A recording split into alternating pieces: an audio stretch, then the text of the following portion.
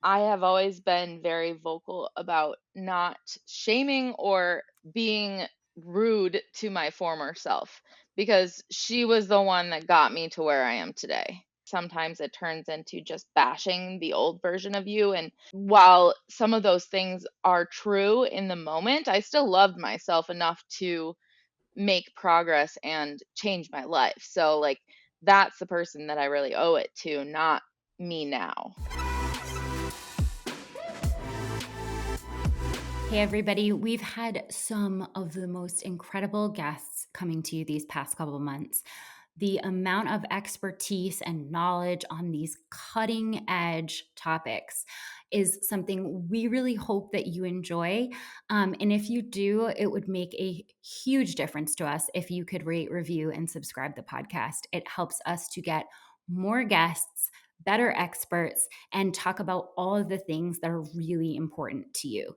So give us a love, give us a lot of love, and don't forget to subscribe so you get all our new episodes.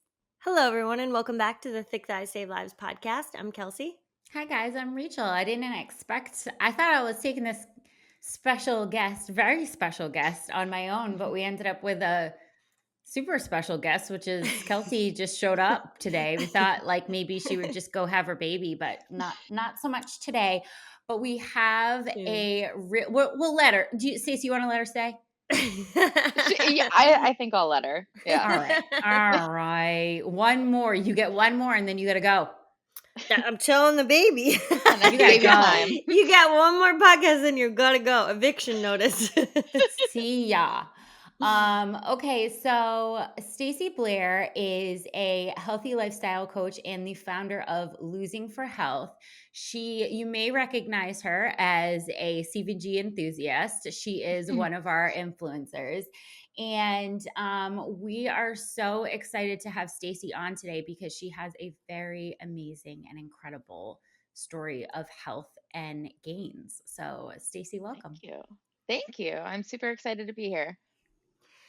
Stacey, we're so excited to have you on. And for our listeners who have just seen you in all of our videos, have seen you interact with CVG, and to actually be able to hear more from you. So hopefully we do them some justice and Yeah. asking the questions that they want to know about you. Sure. But I know, so you've been featured on Good Morning America, The Kelly Clarkson Show, The Dr. Oz Show, CBS News, and Women's Health Magazine. I'm sure it's weird to hear all that back. It is. It's one thing typing it out but But when you yeah. hear it back, you're like, yes, that's me. But you're amazing and you have amassed a huge social media following. Did you ever consider getting this amount of attention that you've received when you started your health and fitness journey, or when you started sharing? No, actually, I started my Instagram page as a private page. I was weirdly okay with strangers seeing my weight, and I started the Instagram page actually before I consistently lost weight. So I started it when I was still 352 pounds. And I was very self-conscious, and I was more afraid of the people that actually knew me in real life seeing it more than the strangers, because I felt like the the people that are close to me have consistently seen me go down and up and up and down and up and down, and with my weight pretty much my entire life, through a bunch of different things which I can get into. But yeah, so I started as a private page, and I didn't turn it public until I was kind of pushed gently towards that, because I had, at that point, I think I'd lost 87 pounds, which is a very specific number, but I remember it very specifically. And a person that I follow and I'm friends with, Lexi Reed, who is Fat Girl Fed Up, shared my progress picture on her page and tagged me in it. She had asked me basically if it was okay, and I was meal prepping with my mom at the time, and I was like, yeah, sure, not thinking of the consequences or the good things that could come from it. And then it was like I had my phone blew up. and I was in the kitchen with my mom meal prepping while my phone was just ding, ding, ding, ding, ding, ding. And so I had to either make it public or never let anybody ever follow me again, because you have to individually click Yeah. accept on follow requests. So that's what did it. I can relate to that so much because sometimes it can be like when it's strangers and you can kind of like keep that social media like distance, you're like, oh, well, I can just share this and no one will know. Like, no one that I see like will know like that is in my real life. And Yeah. then it's like kind of a weird thing where you're like, well, if other people have seen like different parts of my journey or seen me like go up and down, like they kind of have more insight. Is that weird that they're here? Like, I can just Yeah. like totally relate to that because it can just feel like, well, now that's not so much of a separator between us and like, I'm going to have to see you. Right. And then it's like I'm posing or doing things in like sports bra and things like that, and I'm like, okay, well, I have to think about, I'm in corporate America, I have to think about that my people in real life, my mom and my parents and all of my family see this too, so I have to be, well, I don't have to, I guess, but I choose to be self-conscious about what I put out there, so it's appropriate still for every part of my life. But yeah, it's been really weird. The more people find me and follow me, and then they're like, "Oh yeah, you did that yesterday." I'm like, "Oh, yes, I did," because I posted about it. Yeah.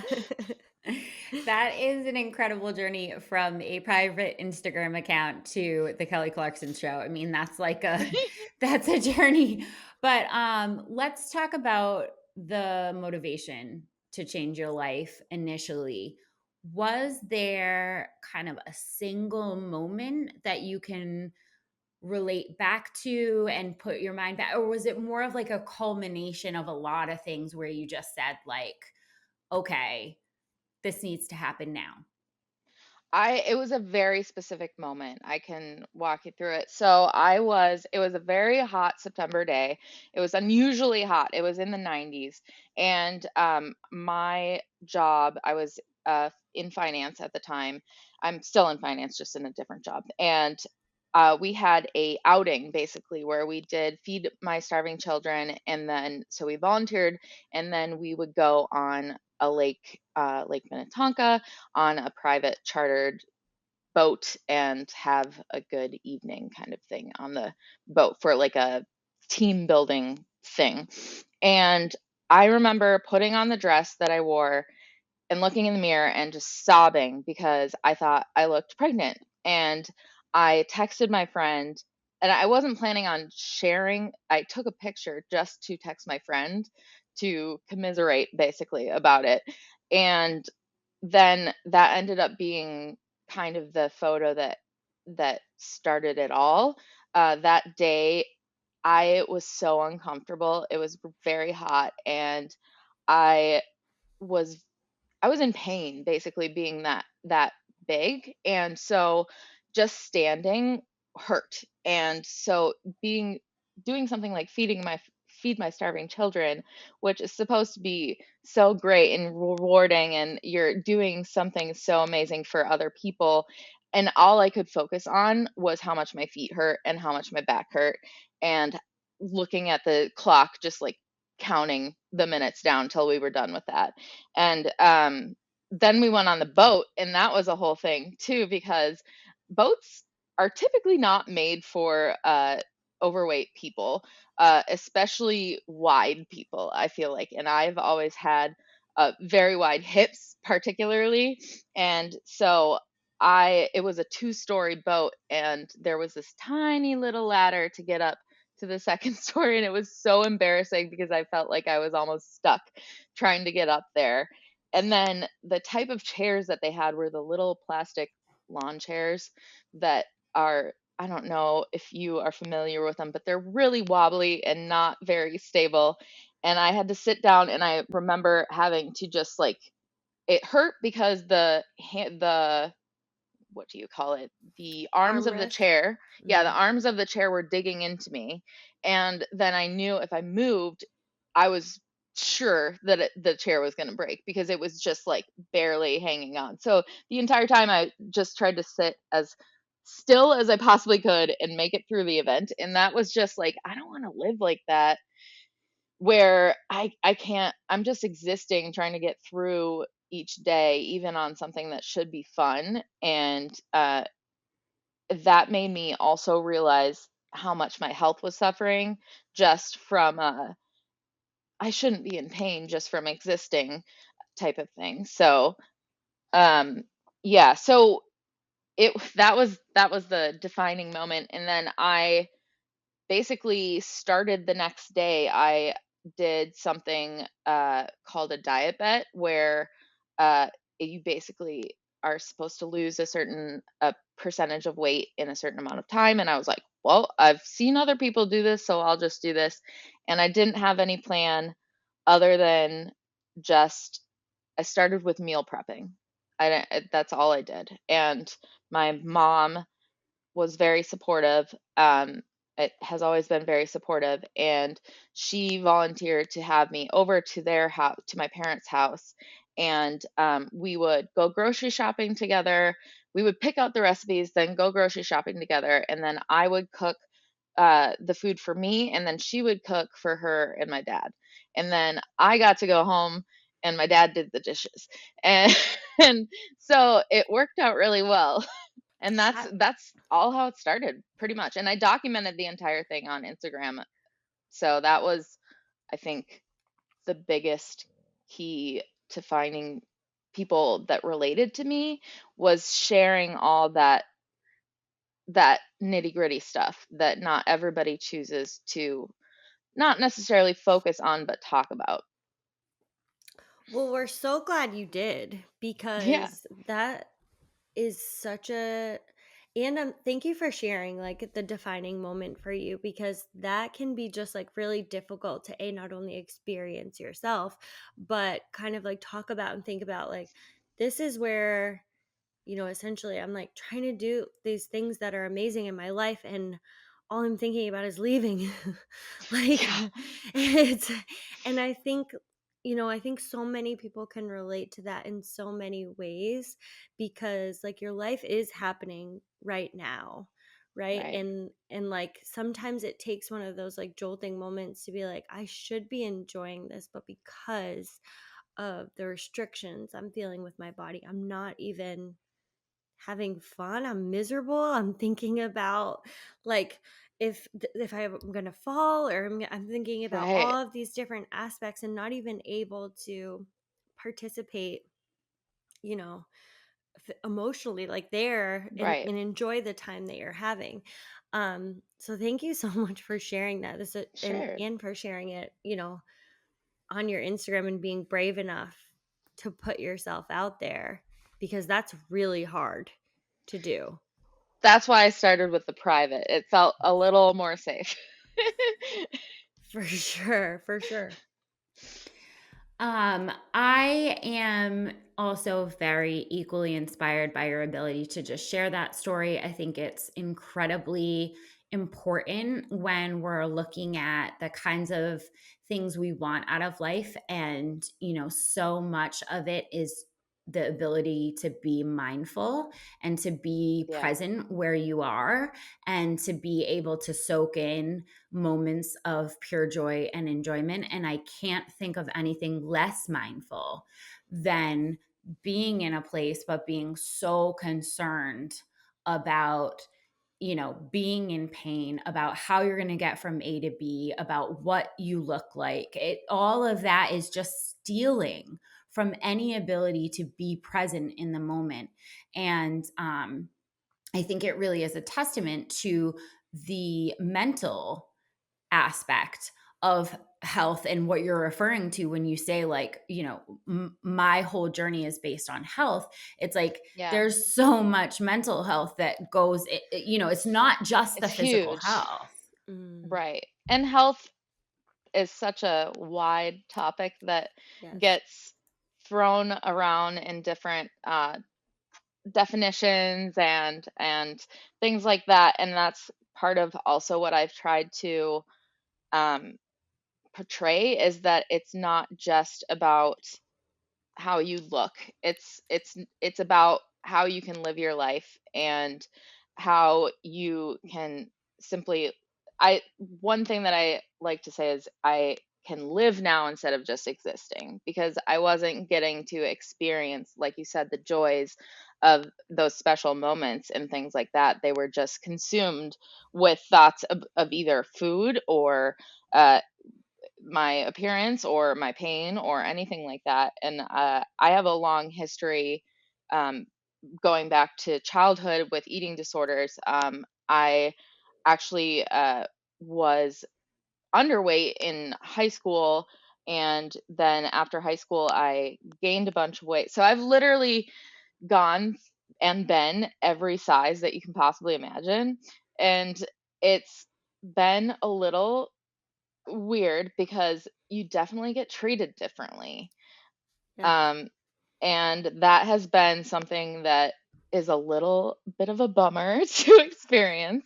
But I hope that by just like sharing me living my life, that people give themselves the permission to do that too, no matter what they feel like they look like, and make it about living and not about what you look like. It is such a bummer. Like, I mean, I'm sure that there is like like massive like a better word for like being like this is just not right that this Right. is the treatment, but the more that we just like openly talk about it, the more that we share, the more that we talk about our experience at different sizes and how you're treated and a healthcare professional, or you're treated, you know, lose weight, gain weight, like how can we navigate this discussion, because it's so hard. And I'm Yeah. glad you brought up your history with disordered eating and yo-yo dieting, because I think that um a lot of people see a weight loss, weight gain journey as being this like linear thing. Oh yeah.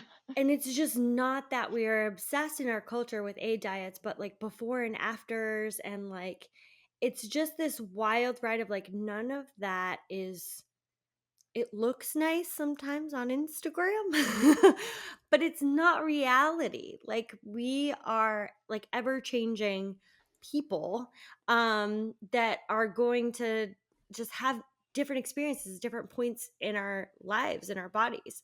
So Right. can you talk a little bit more about the disordered eating and kind of the yo-yo weight gain and weight loss, and what shifted maybe in your mindset to focus on more of a sustainable you? Yeah.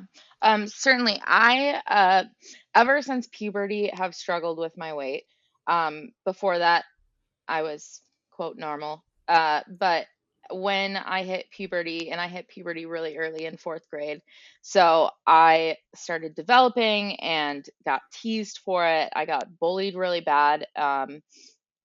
In school, I actually was homeschooled eighth and ninth grade because I was bullied so bad in seventh grade for my weight and just in general. And I, in fourth grade, ate paper actually because I was trying to fill myself up with non food things. So it was like, it sounds just weird and very sad at the time. But that's where it all started for me. And um, I used food as a method of control and also as a method of um, numbing to an extent, like you talked about with mental health. It's not all mental, but the majority of the work is mental.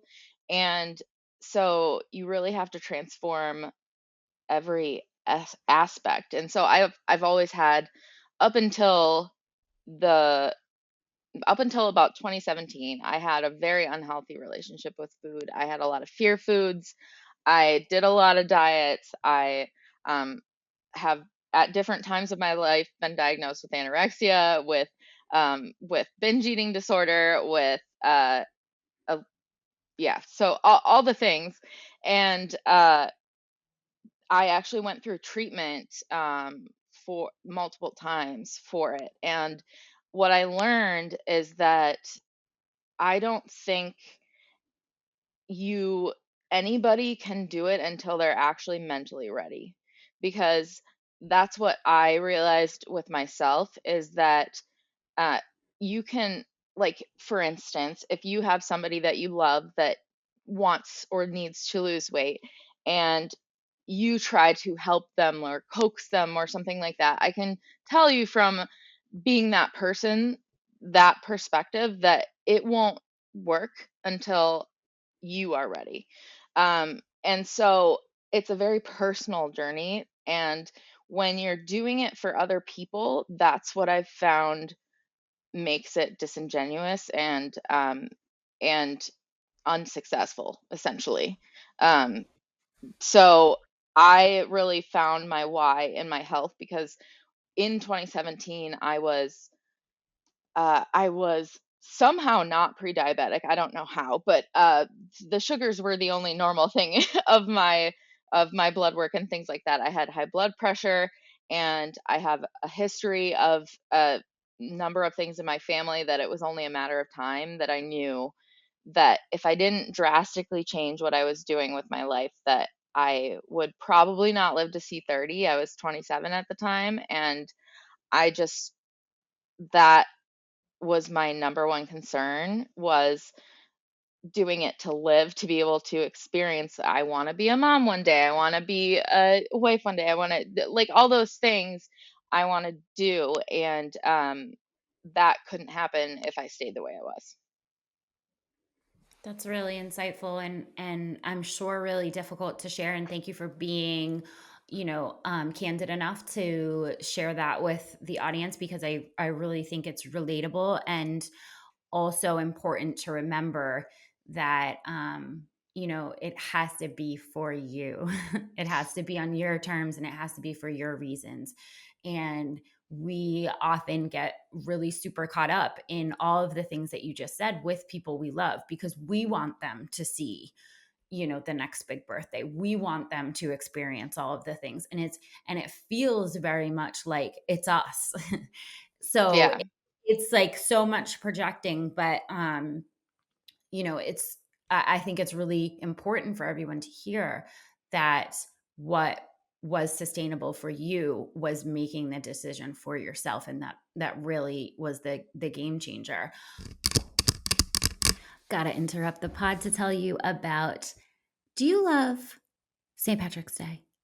What is green beer when you could have green leggings? We have all your shenanigans waiting at constantlyvariedgear.com. We've got the cutest Celtic knots, we've got shamrock skulls, and a little surprise for you. Get lucky for this holiday season and show your Irish pride with everything Irish at constantlyvariedgear.com. I want to know a little bit about the way that sharing your life with essentially the world has kind of changed your perspective on anything. What has been sort of the best part of getting out there and being public, and what has been, the worst? Okay. There are so many good parts, and a lot of people focus on the negative, and I'm guilty of pointing out the negative when it comes, because I am, well, I don't even want to say guilty, because that's the wrong word. I feel very strongly about people having responsibility for their words, even on the internet. So I tend to call trolls and things out. But the good thing is really the community, because um, I have so many friendships with so many people um, since 2017, that I feel like I know these people, and it's so comforting to know that you're not alone. And that's the biggest piece that I have found with social media, and what I've been told by other people, and what I've experienced myself, is just the feeling of not being alone. Because it's so, for me, being so big, the size that I was, it was extremely isolating, because I stopped going to things like the boat thing. I probably wouldn't have done that again.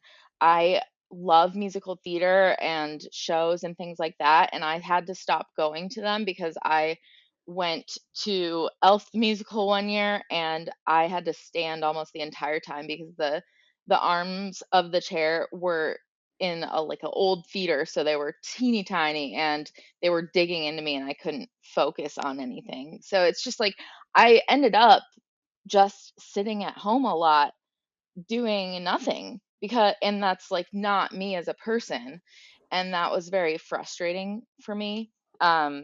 So being able to have other people admit or even say that that happens to them too was it made me feel a lot less alone. And yeah, so I think community overall is just the general good. um, and the relationships I've formed with so many different people, um, and getting to inspire people. I'm it's weird for me to say that I inspire people still, um, but I understand that it's more just about relating and to someone. And my biggest thing is I'm not going to give up. No matter how many times I get knocked down, I'm not going to give up. And I think people tend to gravitate towards that because it's easy to give up when you're going through so much different stuff. So that's the positive. I'd say the negative is the trolls and the just overall, I mean, I have whole blogs dedicated to hating me and different things like that. That's kind of, I unfortunately, part of the territory of specifically seemingly in the weight loss community. It's very cutthroat. Um, and regain is a highly, um, it's a thing that everybody like will chastise you for. And it's it made it difficult. I had to make a choice basically when after I had loose skin removal surgery. I had some health issues that came up because I have lymphedema, and it caused my body to essentially like blow up within 3 weeks of taking all of the compression off. I gained like 30 pounds in 3 weeks, and it was really rough. And I had zero, it felt like I had zero control. And that was, I had to make a choice in that moment to keep sharing or to retreat, because I've seen people that regain and do things just retreat and go away until maybe they decide to do it again or what. But I decided that I wanted to show people that, like, number one, I am still healthy despite gaining weight. Number two, I am still able to live my life, and that's the important part. And it's about living it unapologetically and being weird and, you know, having fun basically.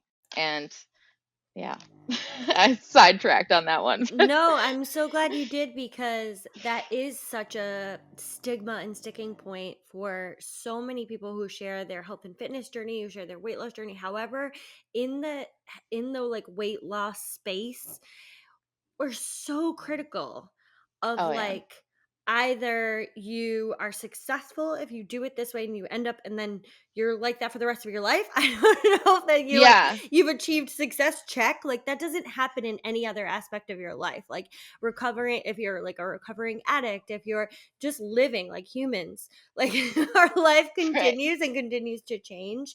And there's so many different, moms postpartum, there's so many ups and downs, and that involve mental health, or that involve something Hormones. physical, hormones. Yeah. Like, we're going to continue to do this, and we've done so many episodes when it comes to like hormones, and we're thinking about um the later stages, what that looks like, how much protein you're like what that looks like from a hormone perspective when you start to lose muscle, like what are Yeah. we doing like as women, and how can we authentically share that journey without having to retreat back to like, I can't share this anymore because I'm not as beautiful, or I'm not thin anymore, or I am Yeah. perimenopausal, menopausal, like now I'm postpartum. Like there is so many examples of this, and we're expected almost to if retreat if we're not Yeah. at the top of our game.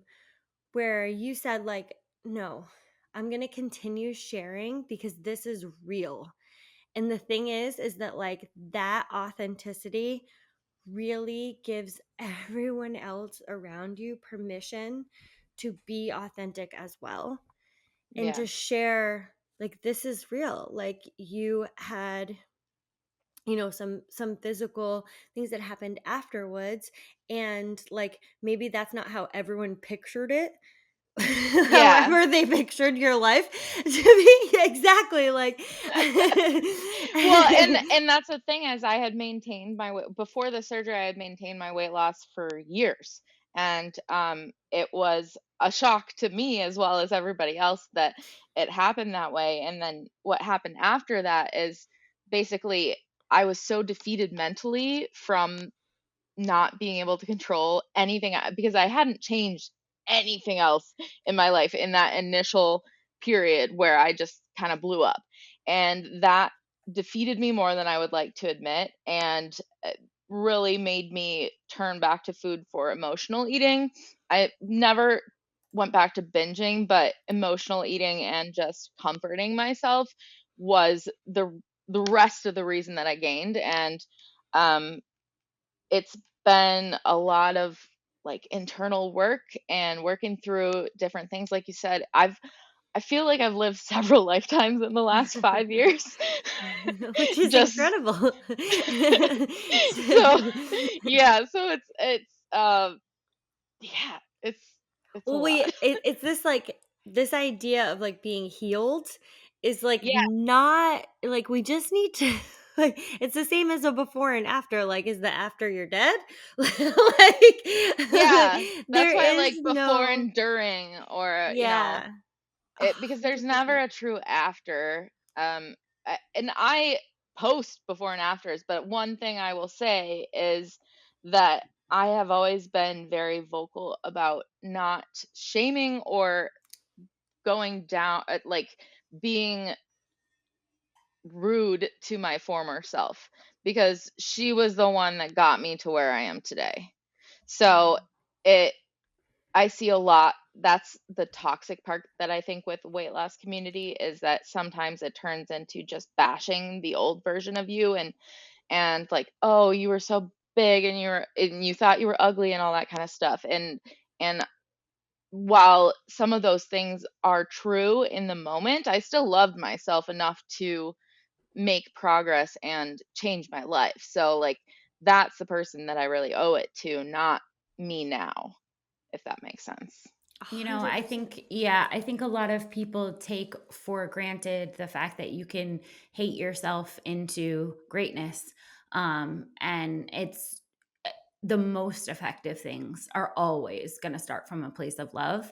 Hmm. And so I think that so many people who are struggling with, getting started or staying on a path that they're proud of, really could use to take a look at the starting point and the reasons behind it. And I want to talk about, your Instagram handle is losing for health. And I Hmm. think that in an industry that is often obsessed with aesthetics, as weight loss can be, um naming your Instagram this was kind of an act of rebellion. Yeah. I was like, I'm not losing for the reasons you want me to. I'm losing Right. for, and especially at the time that you created it, because now is because of people like Yeah. you. But how has this mindset changed the way that you think about yourself, and this act of rebellion that you dropped on the industry? I think, let's see, how has it affected me? I'd say that it's felt very freeing, um, and like a weight off my shoulders, because most of my life I had lived with the whether it's the society giving us all of the things that we should do or look like, or peers or family members or whatever, I felt like I was finally able to trust myself and able to believe in myself. That was the big change, I think. Um, and that was part of naming my handle what I did, because I wanted to focus on that. I had spent so long in disordered eating where it just consumed my entire being, and I was sick of that. I really wanted to stop doing that. Um, and I had all the tools because I'd been in eating disorder therapy, I've been in all the treatments, I've been in all that kind of stuff. So it was just a matter of flipping the switch in my mind, which is a lot easier said than done, but that was when I could finally utilize all the tools and all the things that I'd learned towards being healthy and not obsessing over things. And I have loved it. Well, I'm glad you have because so many of us have been able to follow along and love it as well. And I wanted to talk about that too. Like, as the founder of Losing for Health, you coach women and men on how to become their best selves. Mhm. What's the biggest change most people need to make when they first come to you?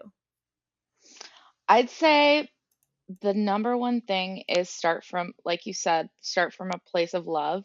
I also am a big proponent of positivity and how that radiates just as much as negativity. And so, one of the things that I do with all of my clients is I start every call with asking them to tell me some victories that they've done.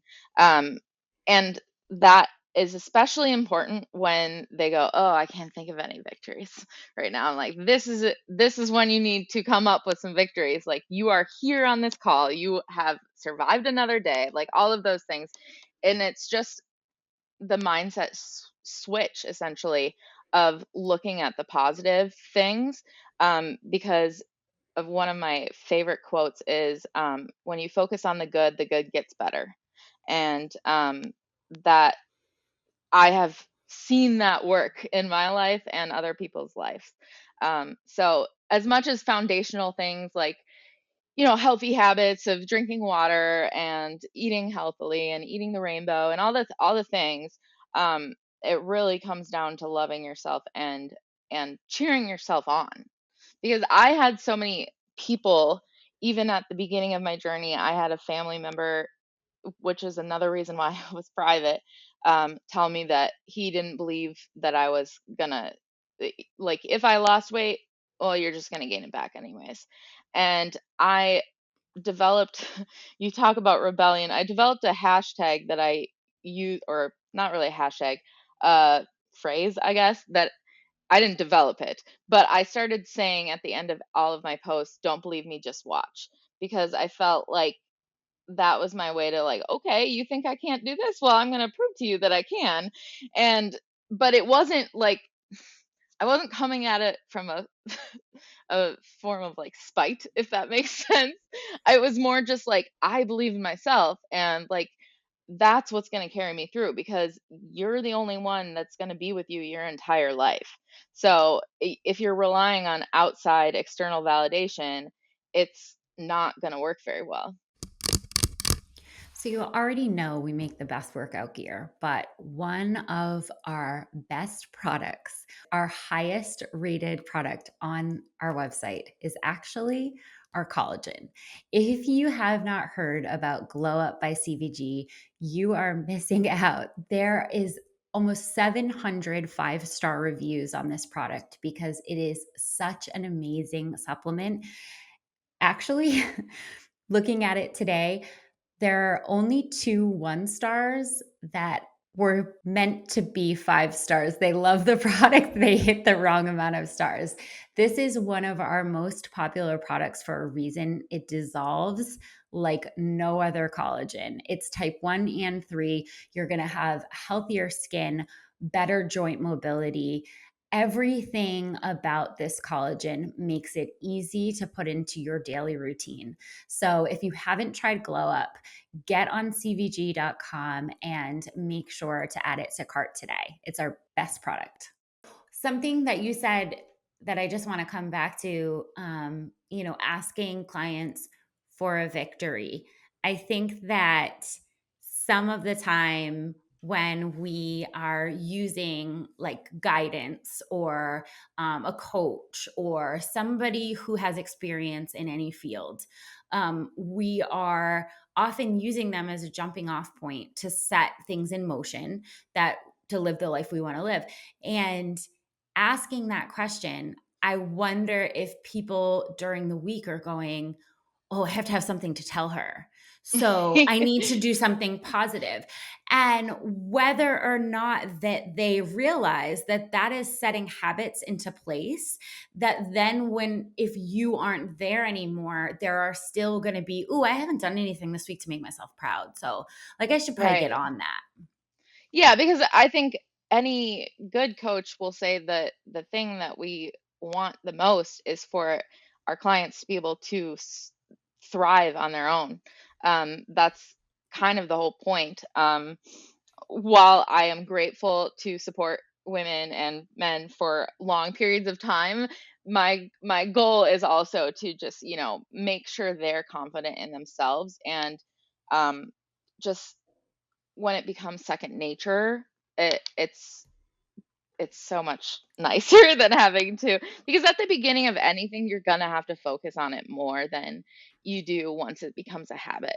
So like tracking your food and all of that kind of stuff, so it seems daunting, but if you focus on, like you said, focus on the positives and it kind of another thing that I often say is like think about when it comes to food choices is like think about how you're going to feel and how your body's going to react afterwards. Like you can make less healthy choices and that's totally fine because that's balance. You don't want a completely strict and I have found this just in the last couple of years because although I preached balance, I myself was very strict on I tracked my macros and calories and stayed in a calorie deficit the entire time. I lost 220 pounds. I in 18 months I was tracking my food and that was all that I was doing. And but it was very extreme. I didn't give myself any moments off. I didn't give myself time to just, experience life as much because I was so focused on the getting to a goal type of thing. It wasn't even about being skinny necessarily. It was just about, I want to accomplish this. It was like a challenge to me, basically. So since then, and since the regain and all of that stuff, my perspective has switched to more balance and realizing that, like, now I'm in a, oops, sorry. I am comfortable with, having a bite of something or, like I'm not just so strict and that's that's another big thing because that's not sustainable in the long term. Like it just like 75 hard or anything like that. Um they I believe they have some good in them. A lot of people think they're just horrible all around, but if you go into it with the right intentions of anything like that, it's it's got some good things that come to it. Yeah. There's always some pieces of like some of these things out there that are good that you could take with you and say like um I could use this as a learning experience. This isn't maybe necessarily like the full picture forever, but it is some parts of this where I could learn. And sometimes the only way you really can learn to find balance is to kind of go to the extremes of those and kind of test out for yourself like, is this sustainable for me? Is this how I want to live? Is this coincide with the life that I feel is most fulfilling for me personally? And that's really a personal decision for each person because Sure. there's so much gauges in there. But we talk about balance all the time, and it's really difficult to get people to experience balance or to kind of find it because you kind of have to navigate that road on your own. You Um, really do. you really do. And I'm so glad you brought up, the experience of, losing a ton of weight, gaining some weight back. So many people are on that road. Statistically, the majority of The people Right. are vast vast majority. majority, have lost a bunch of weight at one time in their life, have gained a large percentage of it back, more oftentimes than not, more gained back. Can you speak to those people who are struggling and maybe feeling a little hopeless with the idea of losing and maintaining long term? Yeah, I'd say that is, I'm not going to sugarcoat it and say that it's easy. That's the hardest piece of it, I believe. I think maintenance is entirely way harder than losing weight.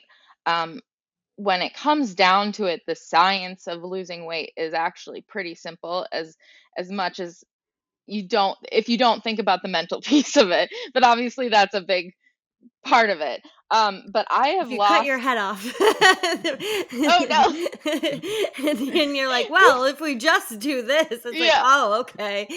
Yeah. But I would say that I have lost and gained. I think I've calculated more than like 500 pounds, like lost and gained, more than 500 pounds in my lifetime. So I feel like I have the expertise of this experience, so to speak, to realize that like it's about not beating yourself up and realizing that there's different seasons of your life, and that it's never too late to be your best self. I truly believe that, and you should never give up on yourself. That's the main message that I hope to is to give people hope, because it can get better and you can prioritize yourself.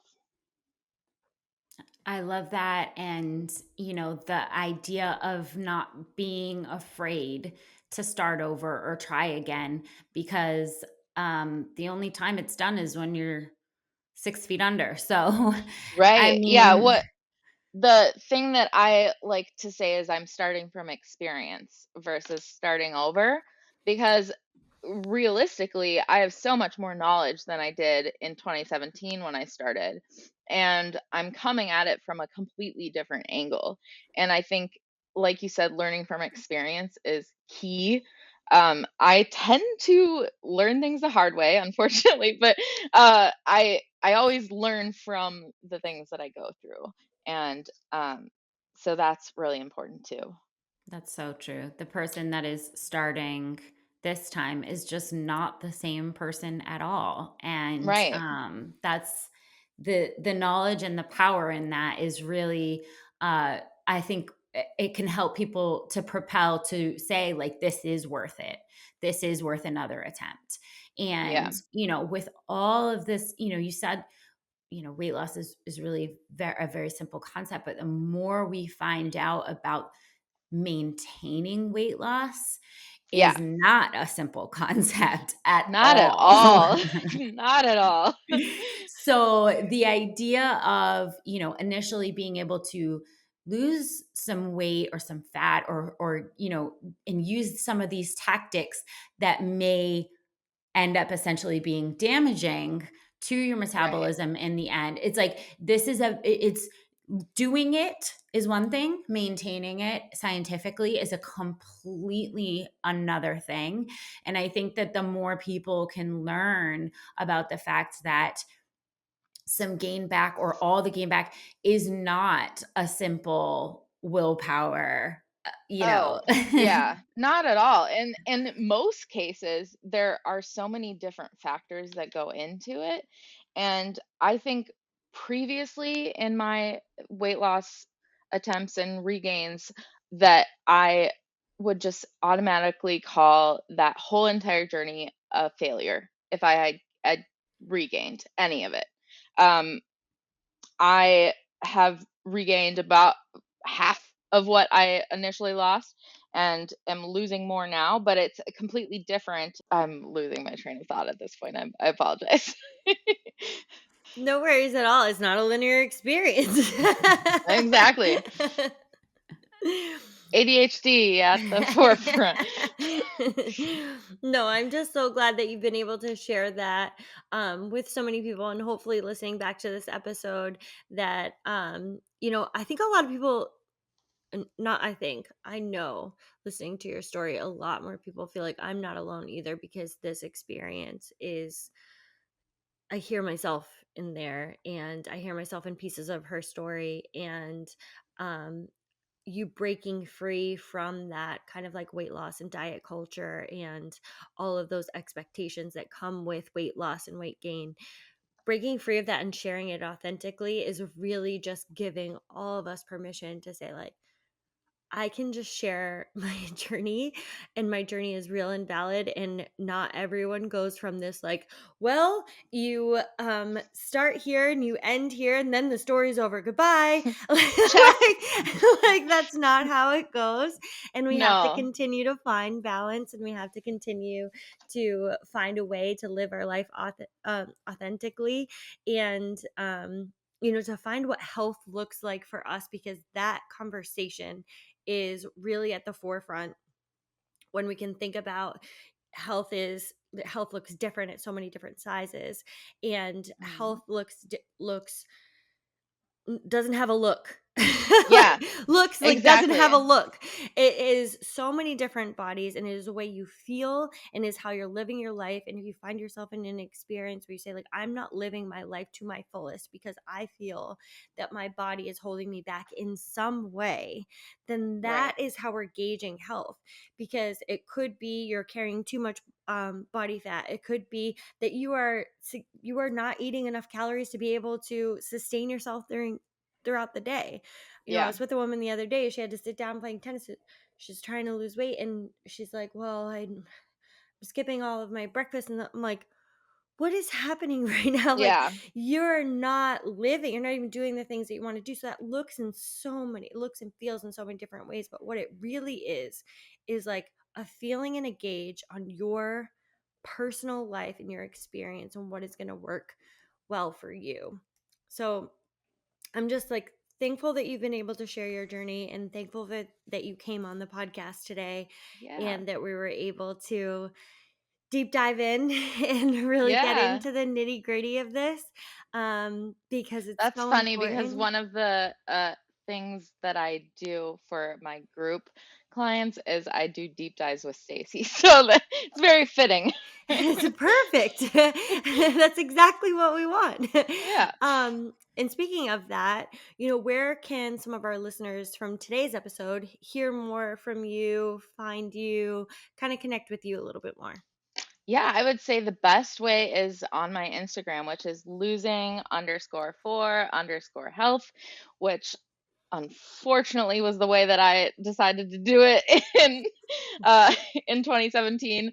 I wish there was no underscores, but yeah, that is the best way to contact me. I have my email in my bio if you want to contact me that way, or if you feel more comfortable DMing me, I'm always open to that. And yeah, I'm really excited to get to have people know me a little more than just, wearing all the cute clothes, but just getting a perspective is nice. Thank you so much, Stacy. We appreciate your honesty. We appreciate your friendship. And you do look so cute in your cute Thank clothes. you. So Thank you. keep rocking them, girl. Thank you for being on with us. Thank you. Have a good day.